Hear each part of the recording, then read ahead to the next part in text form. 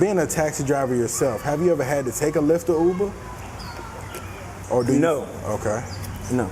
If you had to, would you? No. Why is that? Because to me, I believe it's an extortion. Because think about it. 10 years ago, 10 to 15 years ago, I mean, for the last 20 plus years, everybody was trying to protect their identity. And usually they try to protect their credit cards. Now you're going to upload your credit card to a company that you can't see, don't have 1-800 number, nothing like that to call. Then when they decided, because it was a holiday, and they found out that they could approve your card for a search or something, then they have a surge. So when you have one young lady went from downtown to her dormitory one night, and it's only like a 3-mile ride, they charged her $73. Then I had a guy that was driving he drives his own cab in the night, and then he drives Uber. He was driving Uber and Lyft during the daytime. He picked a young man up from the grounds and go 10 miles because it was 4 o'clock in the morning and got $110. No. Now, has that affected your business? Believe it or not, it kept us in business. The reason why, because once people start looking at the credit card statements and bills and stuff, they're finding out the cabs are cheaper because the cabs cannot inflate their prices because of a holiday or a special event going on in the locality. Mm-hmm. Okay. Well, there goes the answer for that. So, what are your favorite 3 restaurants in town, man? Like I said, it's growing rapidly out here. Well, my favorite restaurant is Woodgrill. Okay, yeah. I agree with you on that. Nothing like Woodgrill. Ain't nothing like Woodgrill. And ain't nothing like Woodgrill. All you can eat. And the diversity of the food and everything else. And then anything else might be ranked below the kitchen. Mm-hmm. Because if you can't get the Woodgrill, you go to your kitchen.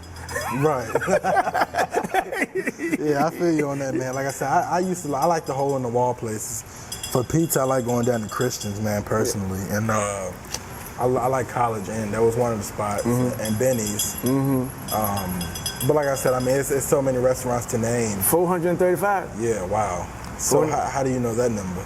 How do I know? Because I had so many food critics and everybody else in the car. See, I use my cab as like a mobile university. I have sit here, believe it or not, I had a former secretary of President Obama's cabinet in my car a couple of days ago. She was coming here to UVA to do a speech, and we was talking about some of the things that we think that could change in the world. And then at the same time, I had some of the wealthiest people, and from either party, and from around the world in the car. So yeah, I get the numbers and everything else, and they'd be astonished. Have you ever met President Obama or been around him? No, I haven't met President Obama. Okay, what would you do if you did? Talk to him. What would your reaction be? Well, you believe it or not, I talk to him just like he's human. Because I've been around famous people before and, political entertainers and stuff like this. And at the end of the day, everybody's human. So I try to find a way to connect. Mm-hmm. I can respect that. Like I said, man, Mr. Carter, it's been nice sitting down with you, man, doing this interview.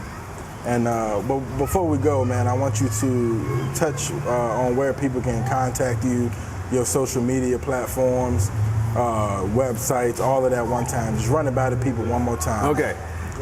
To contact me directly, melvincarterjr.com, melvincarterjr.com. Hold on. Say it one more time. melvincarterjr.com, melvincarterjr.com. And you can also check me out on Facebook, Instagram. Instagram is jr.melvin Carter. And Facebook, you just hit Melvin Carter and you'll see me, myself and my son. But you can see the one who's a little bit more professional. And then the Uncommon Breed community, I also have a Facebook page on that also. And then also Periscope and YouTube. All right, we out. Thank you, Melvin Carter. Thank you.